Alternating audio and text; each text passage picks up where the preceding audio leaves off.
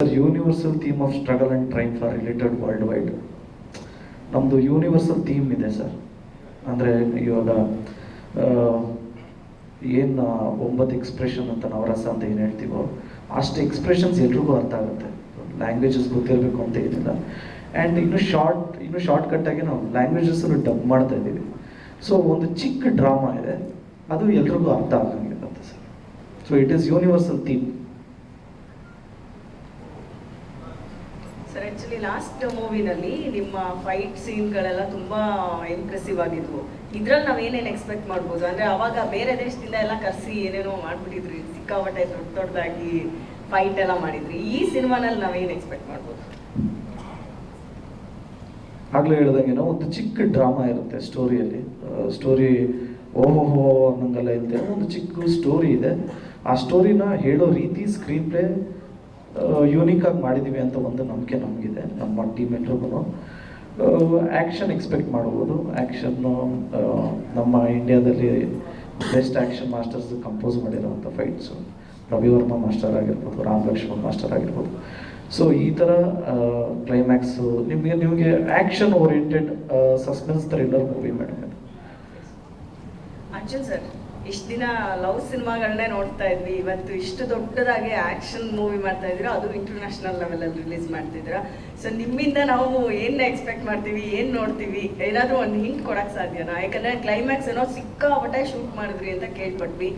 ಅದಕ್ಕೆ ಅಂತಾನೆ ತುಂಬಾ ಇನ್ವೆಸ್ಟ್ ಮಾಡಿದ್ದಾರೆ ನಮ್ಮ ಮೆಹತಾ ಸರ್ ಅಂತಾನು ಕೇಳ್ಪಟ್ವಿ. ಸಿಕ್ಕಾಪಟ್ಟೆ ಶೂಟ್ ಮಾಡಿಲ್ಲ, ಬೇಕಾಗಿರೋದನ್ನೇ ಚೆನ್ನಾಗಿ, ಅಂದ್ರೆ ಅದ್ರಲ್ಲಿ ನಾವು ಯೂಸ್ ಮಾಡಿರುವಂತ ಟೆಕ್ನಿಕಲ್ ಎಕ್ವಿಪ್ಮೆಂಟ್ಸ್ಗಳಿದೆಯಲ್ಲ ಅದು ವಿಶೇಷವಾಗಿರುವಂಥದ್ದು. ಒಂದು ಮೋಕೋ ಬಟ್ ಅನ್ನುವಂಥದ್ದು ಒಂದು ಎಕ್ವಿಪ್ಮೆಂಟ್ ಇದೆ. ಅದರಲ್ಲಿ ಡೈಲಿ ಒಂದು 3 to 4 ಶಾರ್ಟ್ಸ್ ಅಷ್ಟೇ ತೆಗಿಯೋಕ್ಕಾಗೋದು.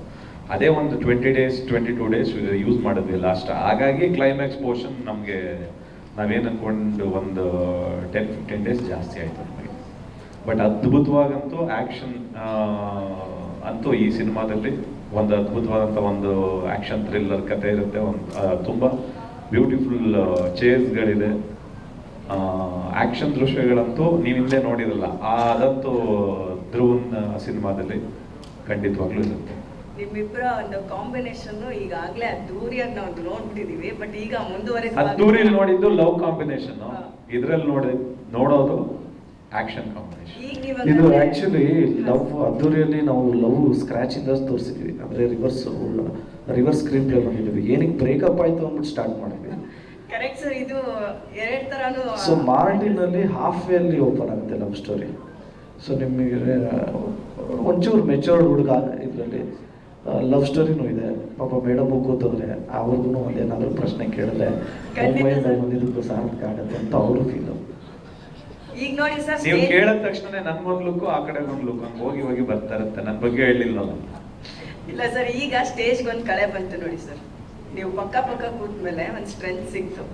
ಗಂಡ ಹೆಂಡತಿ ಚೆನ್ನಾಗಿದ್ರೆ ಸಂಸಾರ ಚೆನ್ನಾಗಿರುತ್ತೆ. ನಮ್ಮ ಇನ್ನೆಷ್ಟು ಜನ ಕಾಯ್ತಿದ್ದಾರೆ ಪರೀಕ್ಷೆ ಕೊಟ್ಟು. ಮೇಡಮ್, ಗಂಡ ಹೆಂಡತಿ ಚೆನ್ನಾಗಿದ್ರೆ ಒಂದು ಕೆಲವು ಅತೃಪ್ತ ಆಪ್ತಗಳು ಬಂದು ಹುಳಿ ಇಡ್ತಾನೆ ಇರ್ತಾವಲ್ಲ, ಏನ್ ಮಾಡೋದು ಮೇಡಮ್? ನೀವು ಅದಕ್ಕೆಲ್ಲ ತಲೆ ಕೆಡಿಸ್ಕೋಬಾರ್ದು ಸರ್. ಇಲ್ಲಿ ಬೈತಾರೆ ನೋಡಿ ಅವ್ರು.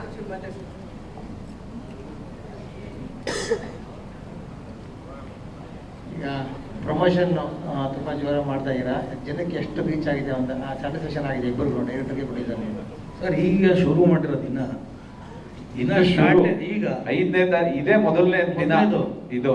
ಈಗ ಸ್ಯಾಟಿಸ್ಫ್ಯಾಕ್ಷನ್ ಅನ್ನೋದು ಏನು ನಮ್ಗೆ ಕೊನೆಗೆ ಜನರಿಗೆ ತಲುಪಿದೆ ಅಂತ ಜನ ನಮ್ಗೆ ಪರವಾಗಿಲ್ಲ ನೋಡಿದ್ವಿ ಅಂದಾಗ ನಮ್ಗೆ ಸ್ವಲ್ಪ ಸಿನಿಮಾ ಸ್ಯಾಟಿಸ್ಫ್ಯಾಕ್ಷನ್ ಯಾವಾಗ ಗೊತ್ತಾ? ದುಡ್ಡು ಬಂದು ತುಂಬಿಕೊಂಡಾಗ. ಸಿನಿಮಾ ಕೇಳಿಲ್ಲ, ಪ್ರಮೋಷನ್ ಸ್ಯಾಟಿಸ್ಫ್ಯಾಕ್ಷನ್ ಆಗದೆ ಅವತ್ತು. ನಾವು ಅವತ್ತು ಮಾಡಿದ್ದು ಪ್ರಮೋಷನ್ ಇವತ್ತು ಸ್ಯಾಟಿಸ್ಫ್ಯಾಕ್ಷನ್ ಆಗ್ತಾ ಇದೆ, ಇವತ್ತು ಸ್ಯಾಟಿಸ್ಫೈ ಆಗ್ತಾ ಇದೀವಿ ನಾವು ಅಂತಂದಾಗ, ಬಂದು ದುಡ್ಡು ಹಾಕಿರೋದಕ್ಕಿಂತ ಲಾಭ ಎಲ್ಲ ಬಂದಾಗ ಸ್ಯಾಟಿಸ್ಫ್ಯಾಕ್ಷನ್. ಧ್ರುವವ್ರದ್ದು 2 ಸಿನಿಮಾ ಒಂದೇ ವರ್ಷ, ಅಭಿಮಾನಿಗಳಿಗೆ ಒಂಥರ ಹಬ್ಬ. ಸರ್ 3 ವರ್ಷ ಗ್ಯಾಪ್ ಆಯ್ತು ಅಂತ ಹೇಳಿ. ಸೊ ಒಟ್ಟಿಗೆ ಬರ್ತಾ ಇದೆ ಸಿನಿಮಾ. 2 ತಿಂಗಳು ಗ್ಯಾಪಲ್ಲಿ ಬರ್ತಾ ಇದೆ. ಖುಷಿನೇ ಅಲ್ಲ ಸರ್.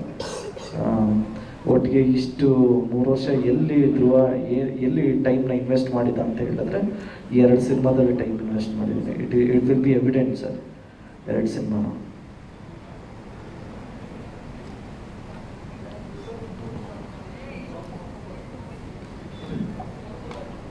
ಇಲ್ಲ ಸರ್, ಅದು ಹೊಸ್ದಾಗಿ ಬಂದಿರೋ ಒಂದು ಎಕ್ವಿಪ್ಮೆಂಟ್ ಅದು.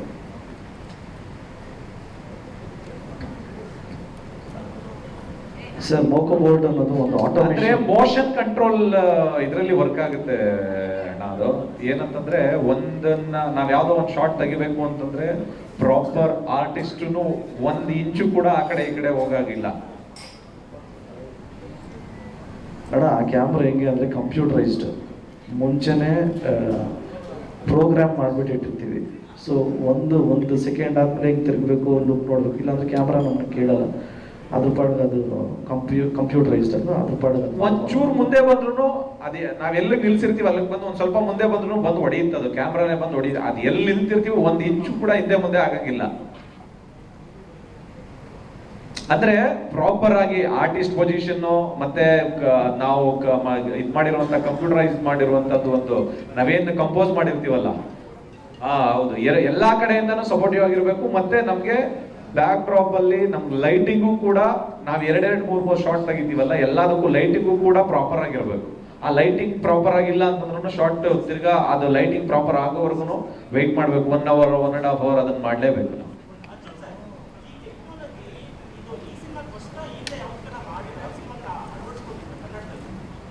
ಕನ್ನಡದಲ್ಲಿ ಮಾಡಿರಲಿಲ್ಲ, ಕನ್ನಡದಲ್ಲಿ ಮಾಡಿ ಫಸ್ಟ್ ನಾವೇ ಮಾಡಿದ್ದು. ಆಮೇಲೆ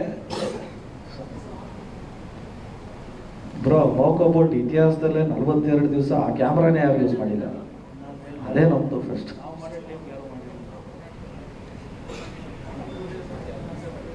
ಅಲ್ಲಿ ಇಂಡಿಯಾಲೇ ಮಾಡಿಲ್ಲ, ತಮಿಳಲ್ಲಿ ವಿಕ್ರಮ್ ಅನ್ನೋ ಒಂದು ಸಿನಿಮಾ ಮಾಡಿದ್ರು. ಅದು ನಮಗೆ ವಿಕ್ರಮ್ ಸಿನಿಮಾ ಮಾಡಿದ್ದಾರೆ ಅನ್ನೋದ್ರಿಂದ ನಮಗೆ ಗೊತ್ತಾಗಿತ್ತು. ನಾವು ರವಿ ವರ್ಮಾ ಮಾಸ್ಟರ್ದು ಒಂದು ಎಪಿಸೋಡ್ ಮಾಡಿದಾಗ 2021 ಯೂಸ್ ಮಾಡಿದ್ವಿ. ಅದನ್ನ ಏನಕ್ಕೆ ಯೂಸ್ ಮಾಡಿದೀವಿ ಅನ್ನೋದಕ್ಕೂ ಒಂದು ಪ್ರಾಪರ್ ರೀಸನ್ ಇದೆ ಅಣ್ಣ. ಸಿನಿಮಾ ರಿಲೀಸ್ ಆದ್ಮೇಲೆ ಗೊತ್ತಾಗುತ್ತೆ ಯಾಕೆ ಇದೇ ಎಕ್ವಿಪ್ಮೆಂಟ್ ನ ಇವ್ರು ಯೂಸ್ ಮಾಡಿದ್ರು ಅಂತ. ಇದ್ರ ಜೊತೆಗೆ ನಾಯಕಿಗೆ ಏನಾದರೂ ಪ್ರಶ್ನೆಗಳಿದ್ರೆ ಪ್ಲೀಸ್ ಕೇಳ್ಬೋದು. ವೇಟ್ ಮಾಡ್ತಿದ್ದಾರೆ ಅವರು. ಕನ್ನಡದಲ್ಲಿ ಮಾತಾಡಿಸಿ. She is all ready. I speak in English. No. Any questions if anybody has it? Clearly no. No? ಕನ್ನಡಕ್ಕೆ ಟ್ರೈ ಮಾಡ್ತಿದ್ದೀನಿ, ಸ್ವಲ್ಪ ಸ್ವಲ್ಪ ಬರುತ್ತೆ. Yeah. But I don't want to do any make any mistake while speaking wrong Kannada. That would be disrespectful. So I choose to speak in English and ಸ್ವಲ್ಪ Kannada.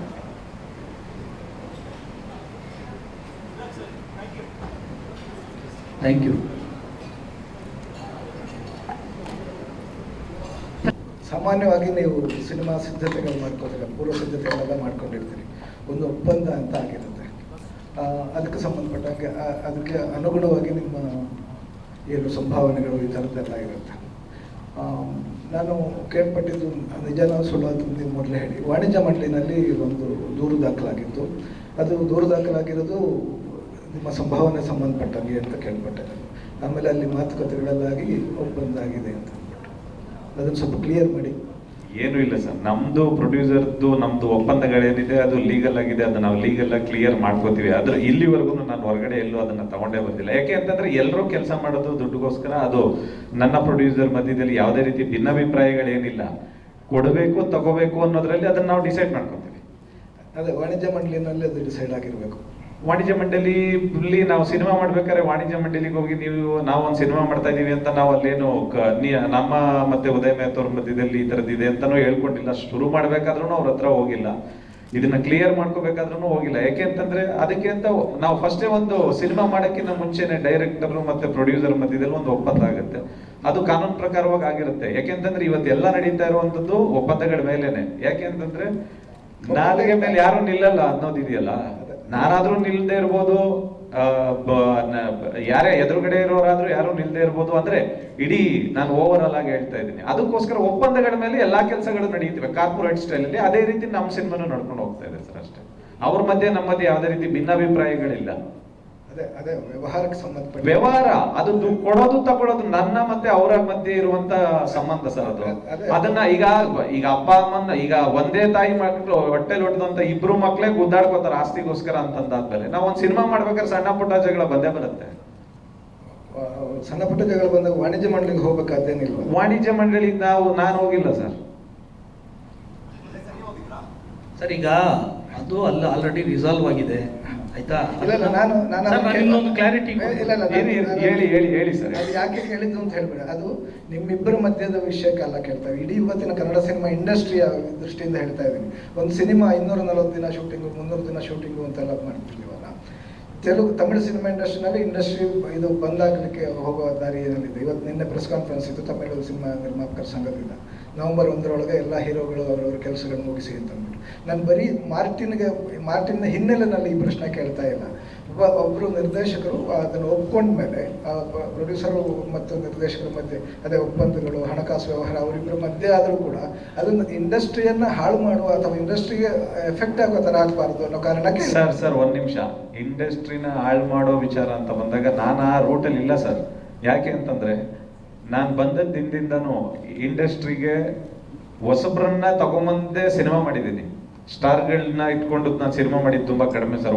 ಒಬ್ರದ್ದು Darshan sir ಒಬ್ರದ್ದು ಬಿಟ್ರೆ, ಐರಾವತ ಅನ್ನೋದು ಬಿಟ್ರೆ, ಅಂಬಾರಿ ಸಿನಿಮಾ ಹೊಸ ಹುಡುಗನ್ ಕರ್ಕೊಂಬಂದು ಸಿನಿಮಾ ಮಾಡಿದೆ. ಮತ್ತದಾದ್ಮೇಲೆ ಅದ್ದೂರಿ, ಧ್ರುವಂದು ಮೊದಲನೇ ಸಿನಿಮಾ, ಅವ್ರನ್ನ ಕರ್ಕೊಂಬಂದು ಸಿನಿಮಾ ಮಾಡಿದ್ದೀನಿ. ಅದಾದ್ಮೇಲೆ ದರ್ಶನ್ ಸರ್ದು ಐರಾವತ, ಅದಾದ್ಮೇಲೆ ಎಗೈನ್ ರಾಟೆ ಧನಂಜಯನು ಇಟ್ಕೊಂಡು ಸಿನಿಮಾ ಮಾಡಿದ್ದು. ಅದಾದ್ಮೇಲೆ ಕಿಸ್ ಅಂತ ಸಿನಿಮಾ, ವಿರಾಟ್ ಮತ್ತೆ ಶ್ರೀಲೀಲನ್ ಇಟ್ಕೊಂಡು ಸಿನಿಮಾ ಮಾಡಿದ್ದು. ಇದೆಲ್ಲ ಹಾಳಾಗಿರೋ ಪ್ರೊಸೆಸ್ ಅಲ್ಲ ಸರ್. ಸಿನಿಮಾ ಇಂಡಸ್ಟ್ರಿಗೆ ತುಂಬಾ ಜನ ಟೆಕ್ನಿಷಿಯನ್ಸ್ ಬಂದಿದ್ದಾರೆ, ತುಂಬಾ ಹೀರೋಗಳು ಬಂದಿದ್ದಾರೆ, ತುಂಬಾ ಹೀರೋಯಿನ್ಗಳು ಬಂದಿದ್ದಾರೆ. ನನ್ನ ಸಿನಿಮಾದಲ್ಲಿ ಕೆಲಸ ಮಾಡಿರೋರೆಲ್ಲ ಹೊಸಬ್ರೆ ಸರ್. ಅರ್ಜುನ್, ನೀವು ಹಾಳು ಮಾಡ್ತಾ ಇದ್ದೀರಿ ಅಂತ ಹೇಳ್ತಾ ಇಲ್ಲ. ಇವತ್ತು ಅಲ್ಲ, ಆ ರೂಟಲ್ಲಿ ನಾನು ಇಲ್ಲ ಅಂತ ಹೇಳ್ತಾ ಇದ್ದೀನಿ ಸರ್. ಇವತ್ತು ಕನ್ನಡ ಸಿನಿಮಾ ಇಂಡಸ್ಟ್ರಿ ಹೋಗ್ತಾ ಇರೋದಾಗ ಇಲ್ಲೊಂದು ಸಿನಿಮಾಗಳು ಈ ತರದ ಸಿನಿಮಾಗಳಾಗತ್ತೆ. ಅದಕ್ಕೇನಾದ್ರೂ ತೊಂದರೆಗಳಾದಾಗ ಅದು ಬೇರೆ ಕಡೆನೂ ಎಫೆಕ್ಟ್ ಆಗುತ್ತೆ. ಇಲ್ಲ ಅಲ್ಲೊಂದು ಸಿನಿಮಾಗಳಾಗತ್ತೆ ಅನ್ನೋದಕ್ಕಿಂತ ಹೆಚ್ಚಾಗಿ ದೊಡ್ಡ ಸಿನಿಮಾಗಳನ್ನ ಮಾತಾಡಿದ್ವಿ. ದೊಡ್ಡ ಸಿನಿಮಾಗಳಂತ ಬಂದಾಗ ಪ್ರಾಬ್ಲಮ್ಗಳು ಬರಲ್ಲ ಸರ್. ಸಣ್ಣ ಸಿನಿಮಾಗಳಂತ ಬಂದಾಗ ಪ್ರಾಬ್ಲಮ್ಗಳು ಬರುತ್ತೆ. ಯಾಕೆ ಅಂದ್ರೆ ಹೊಸಬ್ರು, ಮತ್ತೆ ಅದಕ್ಕೆ ಪ್ರಚಾರದ ಲೋಪಗಳಿರ್ಬೋದು, ಪ್ರಚಾರಕ್ಕೆ ಯಾರು ಸ್ಪಂದಿಸದೇ ಇರ್ಬೋದು, ಹೊಸ ಸಿನಿಮಾಗಳಿಗೆ ಯಾರೋ ಫೈನಾನ್ಸ್ ಕೊಡದೇ ಇರ್ಬೋದು. ಈ ತರದ್ದಾದಾಗ ಹೊಸ ಸಿನಿಮಾಗಳನ್ನ ತಂದು ಕನ್ನಡ ಇಂಡಸ್ಟ್ರಿನ ಉಳಿಸುವಂತ ಕಷ್ಟಗಳು ತುಂಬಾನೇ ಇದೆ. ಇವತ್ತಿಗೆಲ್ಲ ಗೆಲ್ತಾ ಇರುವಂತ ಸಿನಿಮಾಗಳು ಸ್ಟಾರ್ ಸಿನಿಮಾಗಳು ಬಿಟ್ರೆ, ಹೊಸಬ್ರ ಸಿನಿಮಾಗಳಿಗೆ ಥಿಯೇಟರ್ಗಳು ಸಿಗ್ತಾ ಇಲ್ಲ. ಥಿಯೇಟರ್ಗಳಲ್ಲಿ ಬಾಡಿಗೆ ಜಾಸ್ತಿ ಇದೆ. ಅವ್ರಿಗೆ ಅದಕ್ಕೆ ಸಿನಿಮಾ ಮುಗಿಸುವಷ್ಟರಲ್ಲಿ ಪ್ರಮೋಷನ್ ಮಾಡೋಕ್ಕೂ ಕಷ್ಟ ಆಗಿರುತ್ತೆ. ಅವ್ರ ಹತ್ರ ದುಡ್ಡಿರಲ್ಲ. ಈ ನಿಟ್ಟಿನಲ್ಲಿ ಸಿನಿಮಾ ಸೋಲ್ತಾ ಇದಾವೆ ಹೊರತು ಸಿನಿಮಾ ಬೇರೆ ಯಾವುದೇ ಒಂದು ದೃಷ್ಟಿಲಿ ಸಿನಿಮಾ ಸೋಲ್ತಾ ಇಲ್ಲ ಸರ್. ನಿಮ್ಗೆ ಸ್ಟಾರ್ ಸಿನಿಮಾ ಈಗ ಲಾಸ್ಟ್ ಸಿನಿಮಾ ಇವ್ರು ದರ್ಶನ್ ಸರ್ ಕಾಟೇರ ಸಿನಿಮಾ ಬಂದು ಗೆದ್ದಿದೆ ಅಲ್ಲ ಸರ್. ಅಂದ್ರೆ ದೊಡ್ಡ ಸಿನಿಮಾಗಳು ಬಂದಾಗ ಎಲ್ಲ ಗೆಲ್ತಾನೆ ಬರ್ತಾ ಇದಾವೆ. ಹೊಸ ಸಿನಿಮಾಗಳಷ್ಟೇ ನೋವು ಮತ್ತೆ ಕಷ್ಟಗಳನ್ನ ಅನುಭವಿಸ್ತಾ ಇರುವಂತದ್ದು. ಯಾಕೆಂತಂದ್ರೆ ಕೆಲವೊಂದು ಥಿಯೇಟರ್ಗಳಿಗೆ ಜನನೇ ಬರ್ತಾ ಇಲ್ಲ. ಯಾಕೆಂದ್ರೆ ಹೊಸ ಹುಡುಗರುಗಳು ಸಿನಿಮಾ ಮಾಡ್ತಾ ಇದಾರೆ ಅಂತ. ಹೊಸ ಹುಡುಗರುಗಳು ಸಿನಿಮಾ ಮಾಡ್ತಾ ಇದಾರೆ ಅಂತಂದಾಗ ಅದಕ್ಕೆ ಪ್ರಚಾರದ ಅಭಾವನೂ ಇರ್ಬೋದು. ಅಷ್ಟರಲ್ಲಿ ಏನೋ ಈ ಸಿನಿಮಾ ಚೆನ್ನಾಗಿದೆ ಅನ್ನೋ ಅಷ್ಟರಲ್ಲಿ ಒಂದು ವಾರ ಮಲ್ಟಿಪ್ಲೆಕ್ಸ್ ಅಲ್ಲೆಲ್ಲ ತೆಗೆದೇ ಹಾಕ್ಬಿಡ್ತಾರೆ. ಯಾಕೆ ಅಂತಂದ್ರೆ ಅವ್ರಿಗೆ ಥಿಯೇಟರ್ ತುಂಬಬೇಕು.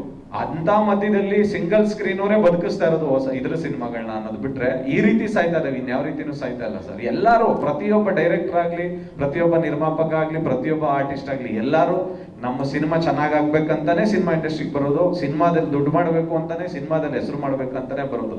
ಬಟ್ ಯಾರು ಉದ್ದೇಶನೂ ಈ ಸಿನಿಮಾನ ಹಾಳು ಮಾಡ್ಬೇಕನ್ನೋದು ಯಾರ್ದು ಇರಲ್ಲ ಸರ್.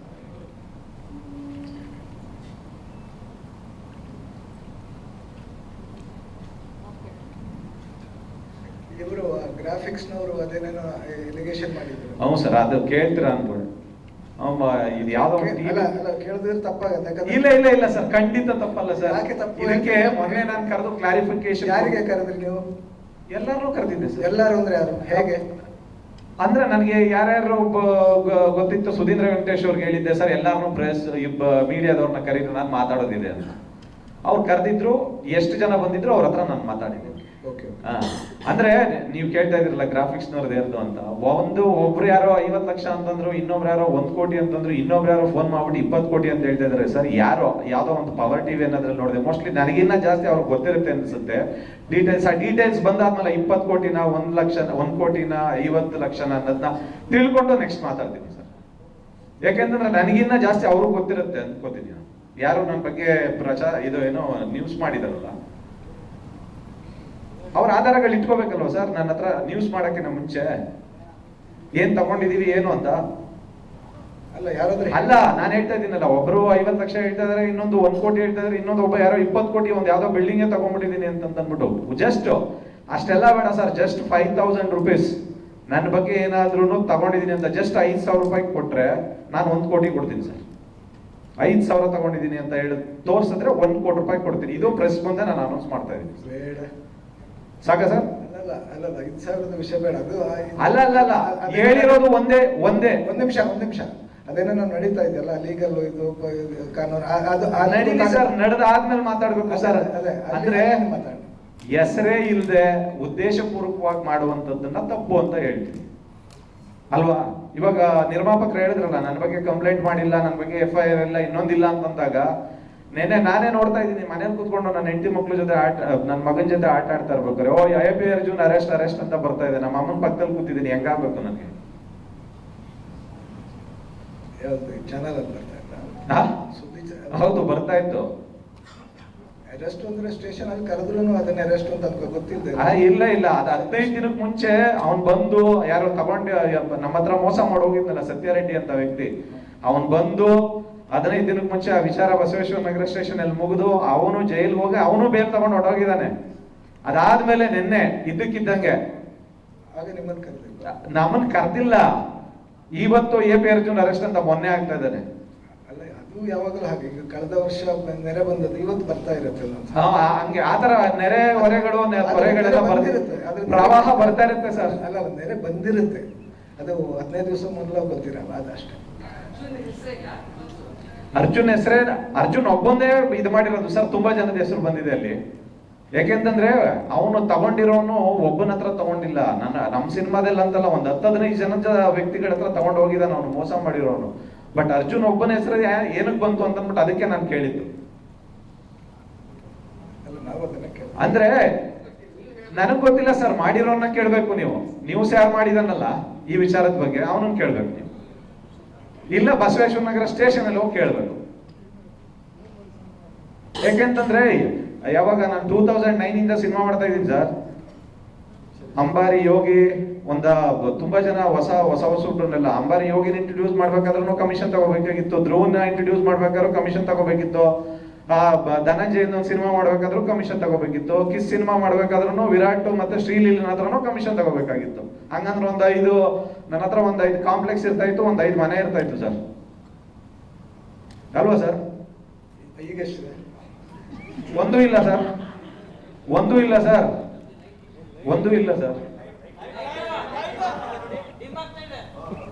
ಏನ್ ಸರ್? ಅಲ್ಲ ಅವ್ರು ಹೇಳಿರೋರ್ಗೆ ಹೇಳ್ತಾ ಇದ್ದೀನಿ, 20 ಕೋಟಿ ಅಂತ ಯಾರೋ ಒಂದ್ ಬಿಲ್ಡಿಂಗ್ ಅಂತ ಹೇಳಿದ್ರಲ್ಲ, ಅದನ್ನ ಆಧಾರ ಸಮೇತ ತಗೊಂಬಂದ್ ತೋರಿಸಿ ಅಂತ. ಸರಿ, ಈಗ ಸಿನಿಮಾ ಬಗ್ಗೆ ಒಂಚೂರು ಮಾತಾಡೋಣ. ಇಲ್ಲ ಸರ್, ಅಂತಂದಾಗ ನಮ್ ಟ್ರ್ಯಾಕ್ ರೆಕಾರ್ಡ್ ಹಿಂದೆ ಎಲ್ಲ ಇದ್ರೆ ಅಂತಂದ್ರೆ ಏನು ಬೇಜಾರಾಗಲ್ಲ ಸರ್. ಹಿಂದೆ ಏನು ಇಲ್ಲದೆ ಇದ್ದಾಗ ಇದ್ದಕ್ಕಿದ್ದಂಗೆ ಒಬ್ಬನ ಹೆಸರನ್ನೇ ತೆಗೆದು ನ್ಯೂಸ್ ಮಾಡೋದಿದೆಯಲ್ಲ, ಅವಾಗ ಮಾತಾಡಬೇಕಾಗುತ್ತೆ. ಯಾಕಂತಂದ್ರೆ ನೀವು ತುಂಬಾ ದಿನದಿಂದ ನೋಡಿದಿರಲ್ವಾ ಸರ್ ನನ್ನನ್ನ, ನೋಡಿದೀನಿ ಅಲ್ವಾ ಸರ್? ಹಾಗಾದ್ರೆ AP ಅರ್ಜುನ್ ಬಗ್ಗೆ ನಿಮ್ಗೂ ಗೊತ್ತಿರ್ಬೇಕಲ್ಲ. ಅಲ್ಲ ಸರ್, ಎಲ್ಲಾದ್ರೂ ಒಂದ್ ಕಡೆ ಬರ್ಲೇಬೇಕಲ್ಲ ಸರ್. 16 ವರ್ಷದ ಇಷ್ಟರಲ್ಲಿ ಎಲ್ಲಾದ್ರೂ ಒಂದ್ ಕಡೆ ಬರ್ಬೇಕಲ್ಲ ಸರ್. ಒಂದ್ ಅಗಳ ಎಲ್ಲೋ ಮೊಸರನ್ನ ತಿನ್ನೋರ್ಗೆ ಎಲ್ಲಾದ್ರೂ ಒಂದ್ ಕಡೆ ಅಂಟ್ಕೊಂಡಿರುತ್ತಲ್ಲ ಸರ್. ಅಲ್ಲ ದೊಡ್ಡ ಕಾಸಿನ ವಿಷಯ ಮಾತಾಡ್ತಾ ಇದ್ದೇನೆ, ಬೇರೆ ಅಲ್ಲ ಇಲ್ಲಿವರೆಗೂ ಅದೇ ನಡೀತಾ ಇತ್ತಲ್ಲ, ಅದಕ್ಕೆ. ಧ್ರುವ ಮಾರ್ಟಿನ್ ಮತ್ತು KD ಮಧ್ಯೆ ಏನಾಗ್ತಾ ಇದೆ ಅಣ್ಣ? 2 ಸಿನಿಮಾನು ನಡೀತಾ ಇದೆ. ಮಾರ್ಟಿನ್